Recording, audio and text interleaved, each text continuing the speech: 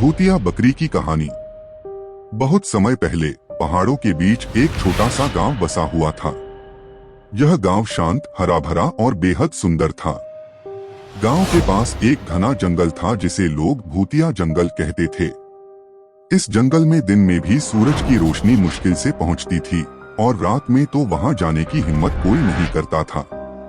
इस जंगल से जुड़े कई रहस्य और डरावनी कहानियां गांव वालों के बीच प्रचलित थीं, लेकिन सबसे ज्यादा चर्चित थी भूतिया बकरी की कहानी। यह कोई आम बकरी नहीं थी। लोग कहते थे कि यह बकरी गांव वालों के साथ छेड़छाड़ करती, उनकी फसलें खराब करती और कभी-कभी उनकी झोपड़ियों के आसपास अजीब आवाजें निकालती थी। इस रहस्यमय घटना की जड़ें एक गरीब किसान से जुड़ी थीं। किसान का नाम गोपाल था, जो अपनी एकमात्र बकरी के साथ बेहद गरीबी में जीवन बिता रहा था। वह बकरी उसकी सबसे बड़ी दौलत थी। गोपाल उसी बकरी का दूध बेचकर किसी तरह अपना गुजारा करता था। लेकिन गांव के लोग अक्सर उसका मजाक उड़ाते थे और उसकी मदद करने के बजाय उसे अकेला छोड़ देते थे। एक साल जब गांव में भीषण सूखा पड़ा, तो गोपाल और उसकी बकरी के लिए हालात और भी खराब हो गए। भूख और बेबसी से तड़पते हुए गोपाल की बकरी मर गई। गोपाल ने अपनी बकरी को गांव के पास वाले जंगल में दफना दिया। लेकिन बकरी की मौत के बाद गोपाल भी गहरे दुख में डूब गया। वह हर रात अपनी झोपड़ी के पास बकरी की आवाजें सुनता और कहता, मेरी बकरी वापस आ गई है। कुछ ही हफ्तों बाद गोपाल की भी मौत हो गई। गोपाल की मौत के कुछ दिनों बाद गांव वालों ने पहली बार उस बकरी को देखा। वह पूरी सफेद थी, उसकी लाल लाल आंखें रात में जलती हुई लगती थीं और उसकी चाल इंसानों जैसी थी। कुछ लोग कहते थे कि वे जब भी उस बकरी के करीब जाने की कोशिश करते, वह अचानक गायब हो जाती। धीरे धीरे गांव में अजीब घटनाएं होने लगी। लोग रात में अपने घरों के बाहर बकरी की खुरों की आवाजें सुनते।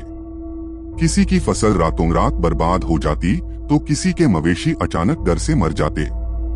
लोगों का विश्वास पक्का हो गया कि यह कोई साधारण बकरी नहीं, बल्कि गोपाल की आत्मा का प्रेत है। गांव के कुछ युवा जो इन बातों को अंधविश्वास मानते थे, उन्होंने एक रात इस रहस्य का पता लगाने की ठानी। अर्जुन नाम का एक निडर युवक अपनी मशालें और दोस्तों के साथ जंगल में गया। वे ठान चुके थे कि इस भूतिया बकरी का भेद खोलकर रहेंगे। आधी रात को जंगल में गहराती खामोशी के बीच उन्होंने बकरी को देखा। वह एक चट्टान पर खड़ी थी और उसकी लाल आंखें अंधेरे में चमक रही थीं। अर्जुन ने अपने दोस्तों को इशारा किया और धीरे धीरे उसकी तरफ बढ़ने लगा। लेकिन तभी बकरी ने इंसान जैसी हंसी में जोर से ठहाका लगाया। अर्जुन और उसके दोस्त यह सुनकर दंग रह गए। हंसी के साथ साथ बकरी के चारों ओर धुंध छाने लगी और उसकी परछाई किसी इंसान की तरह दिखने लगी। डर के मारे सभी भागने लगे, लेकिन जंगल में रास्ता भटक गए। अर्जुन सुबह किसी तरह गांव लौटा, लेकिन उसकी हालत बेहद खराब थी। वह डरा हुआ था और बार बार एक ही बात कह रहा था, वह बकरी नहीं थी, वह गोपाल की आत्मा थी।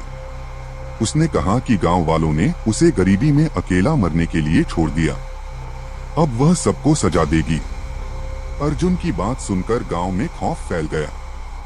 अब यह स्पष्ट हो गया था कि बकरी दरअसल गोपाल और उसकी आत्मा का बदला लेने का जरिया थी। गांव के बुजुर्गों ने सलाह की और तय किया कि गोपाल की आत्मा को शांति देने के लिए कुछ करना होगा। उन्होंने जंगल में उसकी कब्र खोजी और वहां एक छोटा मंदिर बनवाया। गांव के सभी लोगों ने मिलकर प्रार्थना की और वचन दिया कि अब वे किसी गरीब की मदद करने से पीछे नहीं हटेंगे। इसके बाद बकरी का प्रेत कभी दिखाई नहीं दिया। हालांकि गांव वालों ने माना कि गोपाल और उसकी बकरी की आत्मा को शांति मिल गई है, लेकिन कुछ लोग कहते हैं कि अगर आप उस जंगल में आधी रात को जाएंगे, तो अभी भी आपको सफेद बकरी की झलक मिल सकती है। यह कहानी गांव वालों के लिए सिर्फ एक चेतावनी बनकर रह गई। दूसरों की मदद करने से कभी पीछे न हटें, क्योंकि हर पाप का बदला एक दिन जरूर मिलता है।